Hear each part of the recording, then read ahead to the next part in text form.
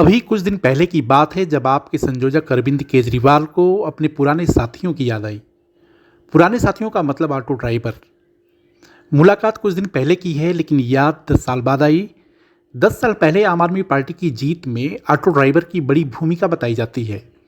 लिहाजा उनसे दिली तौर पर कनेक्ट होने के लिए वो एक ऑटो ड्राइवर वाले के घर गए और उससे मुलाकात की। खाना भी खाए और बताया कि यह तबका उनके दिल के कितना करीब है। 10 साल बाद ही सही, चुनावी मौसम ही सही, उनके लिए कई ऐलान कर डाले। उनके खुद के शब्दों में कहें तो रेवड़ी। वैसे तो अरविंद केजरीवाल को दूसरे दल की जन कल्याणकारी योजना रेवड़ी नजर आती है, लेकिन उन्हें अपनी रेवड़ी में लोगों का कल्याण दिखता है। लिहाजा 12 दिसंबर को एक और ऐलान किया। वो ऐलान दिल्ली की महिलाओं के संबंध में। अब मैं दूसरी बड़ी घोषणा करने जा रहा हूं। मेरे पास इस दौरान जब ये सारा हम काम कर रहे थे, कई महिलाएं आई और महिलाओं ने कहा कि जी महंगाई बहुत ज्यादा हो गई है, 1000 रुपए से काम नहीं चलेगा। तो आज मैं ऐलान कर रहा हूं, कल से रजिस्ट्रेशन चालू होगा और रजिस्ट्रेशन 2100 रुपए का होगा, 1000 रुपए का नहीं।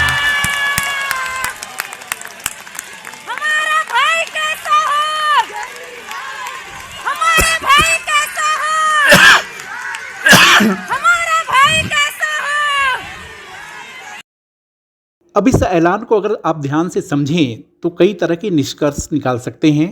मसलन केजरीवाल आधी आबादी के लिए कितने फिक्रमंद हैं। वो अपनी दिल्ली की बहनों माताओं की भलाई चाहते हैं। तो दूसरी तरफ आप यह भी सोच सकते हैं कि 2025 में आपका हाल सही नहीं है। इसीलिए वो कहते हैं कि 13 दिसंबर से ही रजिस्ट्रेशन कराओ, 1000 की व्यवस्था हो जाएगी और चुनाव के बाद 2100 रुपये देंगे। वो खुद को जादूगर कहते हैं, आंकड़ों का जादूगर, अकाउंट्स का जादूगर, व्यवस्था को ठीक करने की जादूगरी। लेकिन बीजेपी ने ऑटो ड्राइवरों के साथ किए गए छल का उदाहरण पेश करते हुए महिलाओं को दी जाने वाली रकम को दिन में सपने की तरह बताया। यह कह डाला कि केजरीवाल जी जरा आप पंजाब को भी देख लेते। अरविंद केजरीवाल जवाब दें, पंजाब में सरकार किसकी है? आम आदमी पार्टी की। और पंजाब चुनाव से पहले आपने वहां पर भी माताओं बहनों को राशि देने की घोषणा की थी। जरा बताएं कि आज तक 1 रुपया किसी के अकाउंट में गया हो? जवाब नहीं आपके पास। सरकारी खजाना खाली होने का रोना रोते हैं आप। अब लोकसभा चुनाव याद कीजिए अरविंद केजरीवाल, दिल्ली में फिर आपने फॉर्म भरवाए थे। तब भी महिलाओं को यह वादा किया था कि 1000 रुपये हम आपको सितंबर तक दे देंगे। आज तो दिसंबर आ गया, किसी के अकाउंट में 1 रुपया आपने नहीं दिया है। अब जब लोकसभा चुनाव सर पर हैं और आपको दिख रहा है कि सामने आपकी हार आपके सामने मंडरा रही है, तो आपको अब लॉलीपॉप देना है। देश और दिल्ली की जनता सिर्फ मोदी की गारंटी पर भरोसा करती है। बेटियों का, बहनों का, माताओं का सम्मान मोदी की गारंटी पूरा करती है। हमने मध्य प्रदेश में सालों साल करके दिखाया, छत्तीसगढ़ में कर रहे हैं, उड़ीसा में कर रहे हैं, हरियाणा में कर रहे हैं और महाराष्ट्र में तो चुनाव से पहले देना शुरू कर दिया था। और आप तो सिर्फ घोषणाएं कर रहे हैं और वो भी झूठी कि चुनाव के बाद हम देंगे। अरविंद केजरीवाल, देना था तो लोकसभा चुनाव के बाद देते, जिसका तुमने वादा किया था। सभी बहनों से तुमने फॉर्म भरवाए थे, कहां गए वो फॉर्म? और पंजाब में तो 2 साल हो गए आपको चुनाव बने हुए, सरकार बने हुए, आज तक 1 रुपया नहीं दिया आपने। तो दिल्ली की जनता आपके झूठ को, आपके झूठे प्रचार को समझती है और दिल्ली और देश की जनता सिर्फ एक ही बात पे यकीन करती है, वह है मोदी की गारंटी।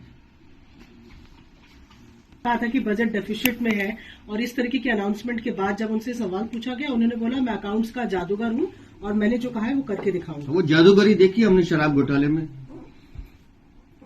आप बातों के जादूगर हैं, घोटालों के जादूगर हैं और कैसे पैसा अपने लिए कमाया जाता है उसके जादूगर हैं। किस तरह से काली कमाई से शीश महल बनाया जाता है उसके जादूगर हैं। किस तरह से दिल्ली की जनता को लूटा जाता है, उस तरह के जादूगर है। वो जादूगरी दिल्ली की जनता ने देखी।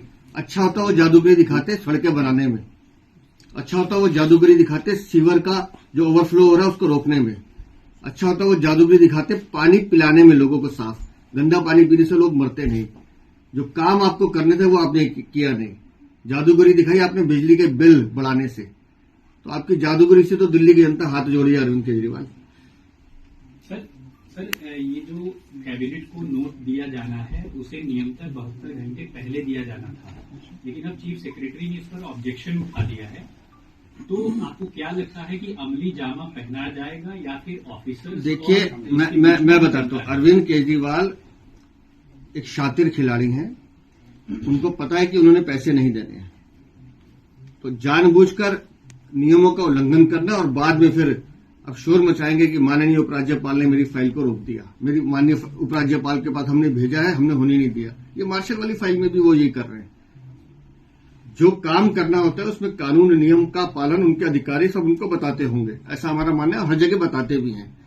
लेकिन जिनको नहीं करना होता वो जानबूझकर कानूनी पेचीदगियां पैदा करते हैं ताकि हम दूसरों पर ब्लेम गेम खेल सके। दरअसल 2025 की लड़ाई बीजेपी, कांग्रेस और आप तीनों के लिए खास है। बीजेपी को उम्मीद है कि हरियाणा और महाराष्ट्र में जीत से दिल्ली में उनका 26 साल का हार का सूखा खत्म हो जाएगा। तो कांग्रेस को भी यकीन है कि अब केजरीवाल से जनता पक चुकी है और दिल्ली का साथ कांग्रेस के हाथ में होगा। वहीं आपको यकीन है कि हैट्रिक से वो उतने ही दूर हैं जब तक नतीजे घोषित न हो जाएं। ऐसे में सवाल है कि अरविंद केजरीवाल को बीजेपी के नक्शे कदम पर क्यों चलना पड़ा? सीएम पद से केजरीवाल ने इस्तीफा क्यों दिया? आतिशी को सीएम बनाने की जरूरत क्यों पड़ी? दिल्ली में आयातित उम्मीदवारों को क्यों मौका दे रहे हैं? विधायकों की सीट क्यों बदलनी पड़ रही है? अगर मनीष सिसोदिया की सीट को भी बदलने की जरूरत महसूस हुई तो मामला इतना सीधा नहीं है। आपके सामने अरविंद केजरीवाल के सामने इतने क्यों हैं जिसका जवाब उन्हें रेवड़ी में नजर आ रहा है। विधायकों की सीट बदलने में नजर आ रहा है, लेकिन उन्हें इस तरह के हालात का आभास कब हुआ? इस जटिल सवाल को समझने के लिए थोड़ा पीछे चलना होगा। अरविंद केजरीवाल को दिल्ली शराब घोटाले में अभी तक दोषी तो नहीं माना गया है, लेकिन यह तो सच है कि भ्रष्टाचार की काली छींटें उनके दामन पर पड़ी हैं। केजरीवाल वही शख्स हैं जिन्हें देश का हर एक नेता दागदार नजर आता था। हालांकि वो खुद को दागदार नहीं मानते हैं, उन्हें बीजेपी की साजिश नजर आती है।